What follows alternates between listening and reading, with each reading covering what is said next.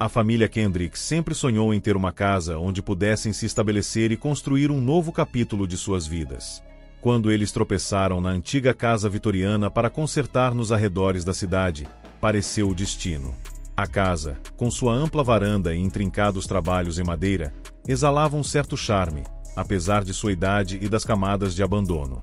David e Laura Kendrick estavam ansiosos para investir suas economias em reformas, acreditando que a casa poderia se tornar um refúgio para sua família. Sua filha adolescente, Emma, não estava tão entusiasmada.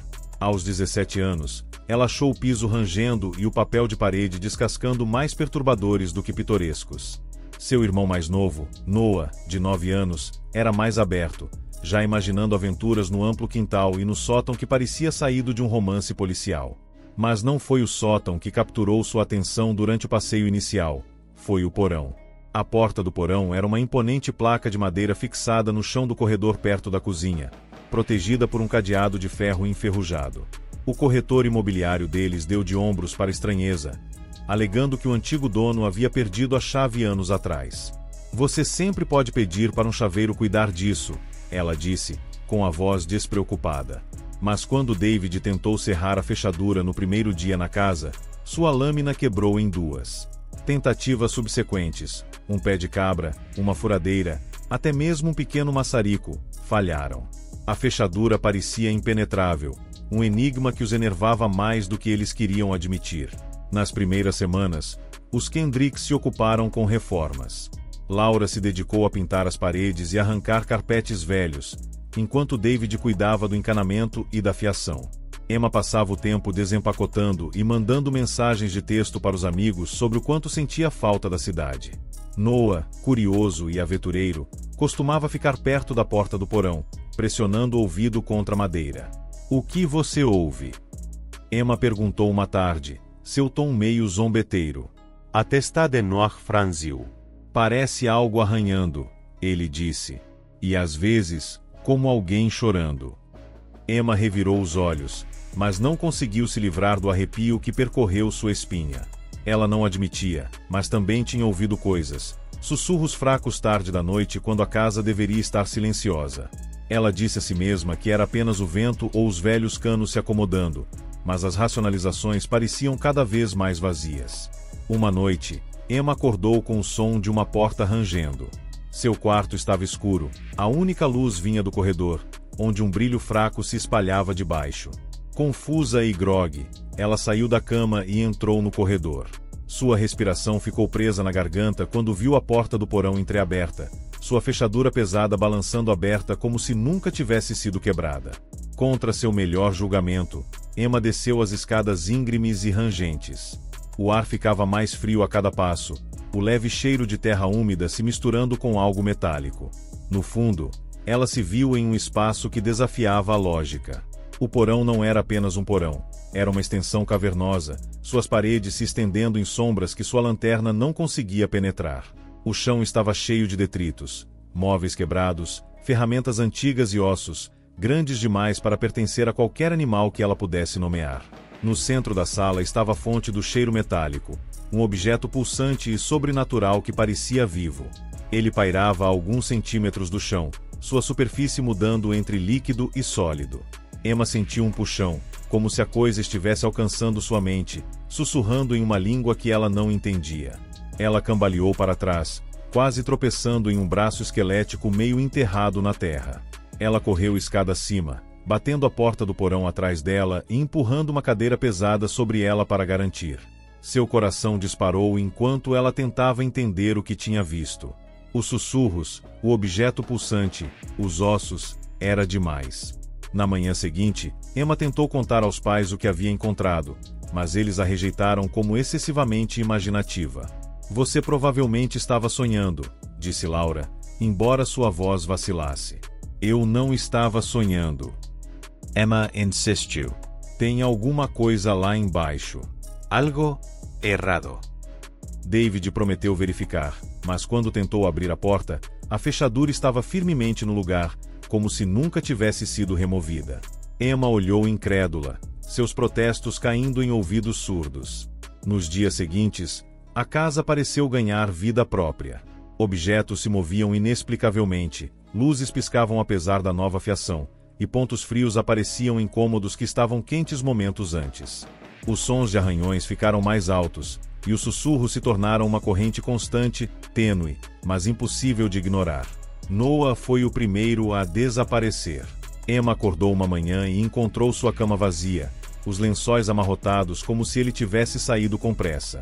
O pânico tomou conta da família enquanto eles vasculhavam a casa e a propriedade ao redor, chamando seu nome até que suas vozes ficassem roucas. Foi só quando Emma ouviu o som fraco de soluços vindo do porão que ela percebeu onde ele devia estar. "Ele está lá embaixo", ela gritou, batendo na porta trancada. David e Laura se juntaram a ela, suas forças combinadas finalmente quebrando as dobradiças e fazendo a porta se abrir com estrondo. Eles desceram para a escuridão, suas lanternas cortando raios fracos através do espaço cavernoso. Eles encontraram Noah agachado perto do objeto pulsante, seu rosto pálido e manchado de lágrimas. "Ele não me deixa ir", ele sussurrou, sua voz tremendo. Quando David estendeu a mão para ele, o objeto brilhou com luz, e uma força o jogou para trás.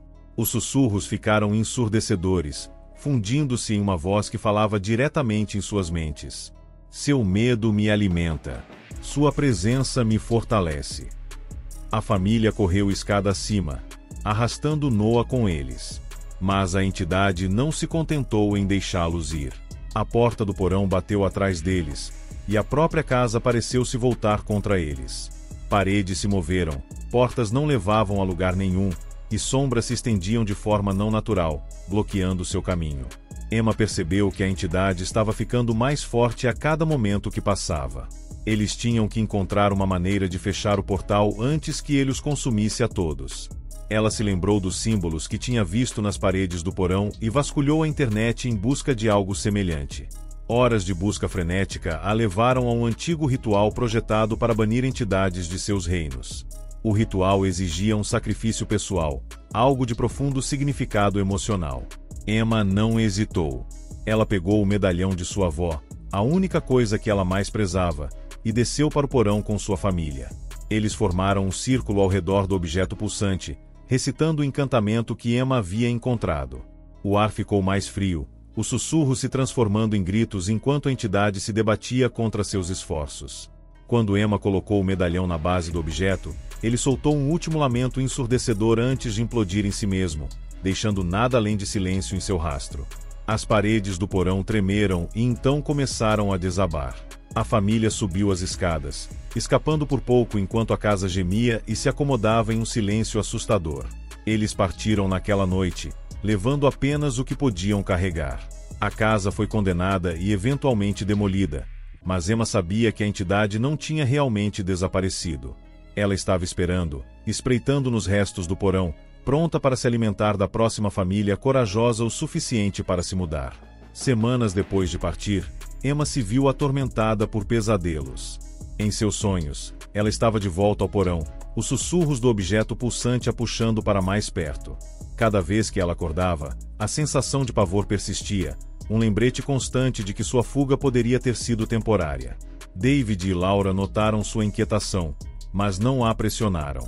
Eles estavam muito ocupados tentando reconstruir suas vidas. Uma noite, enquanto desempacotava caixas em seu aluguel temporário, Emma tropeçou em uma foto antiga da casa vitoriana. Ela estava escondida em um livro de história que eles pegaram da biblioteca durante sua pesquisa. A foto mostrava a casa como ela era décadas atrás, imaculada e cheia de vida. Mas algo no fundo chamou sua atenção. Uma figura tênue em uma das janelas, sua forma sombria assustadoramente familiar. O peito de Emma a apertou. Ela virou a foto, encontrando uma nota rabiscada em tinta desbotada. Cuidado com o que está abaixo. Os pesadelos pioraram depois disso. Em seus sonhos, a figura da foto aparecia aos pés de sua cama, sua sombra se estendendo pelo quarto. A cada noite, ela se aproximava, seus sussurros ficavam mais altos. Emma começou a se perguntar se a entidade havia realmente sido banida, ou se havia encontrado uma maneira de segui-los. Desesperada por respostas, ela contatou uma investigadora paranormal sobre a qual havia lido online. A investigadora, uma mulher chamada Doutora Evelyn Marques ouviu pacientemente enquanto Emma contava sua história. Quando Emma terminou, a expressão de Evelyn era sombria. O tipo de entidade que você está descrevendo não desaparece simplesmente, disse Evelyn. Ela se alimenta do medo e é inteligente. Ao sair de casa, você pode ter interrompido sua conexão, mas se for forte o suficiente, pode restabelecer um vínculo, especialmente se tiver uma ligação pessoal com alguém. O estômago de Emma afundou. O medalhão, ela sussurrou. Eu o usei no ritual. Era da minha avó. Evelyn Asensio. Isso pode explicar. Você deu a ele um pedaço de sua energia emocional. Essa conexão pode mantê-la viva. O que eu faço?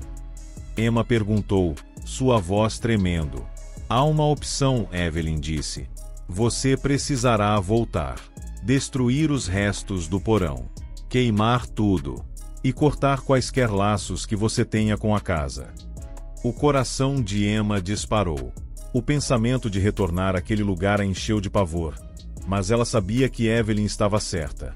A entidade não estava apenas assombrando seus sonhos. Estava esperando por uma oportunidade para atacar novamente.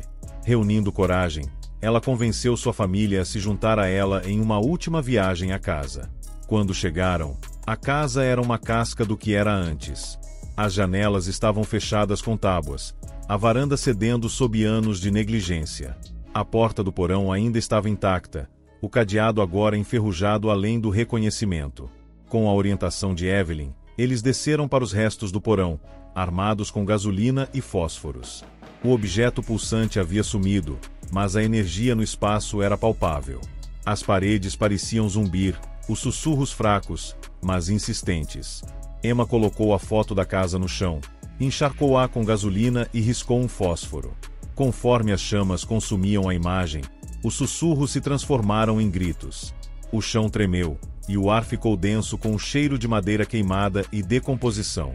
A família fugiu enquanto a casa desabava sobre si mesma, as chamas devorando tudo. Pela primeira vez em meses, Emma sentiu uma sensação de alívio.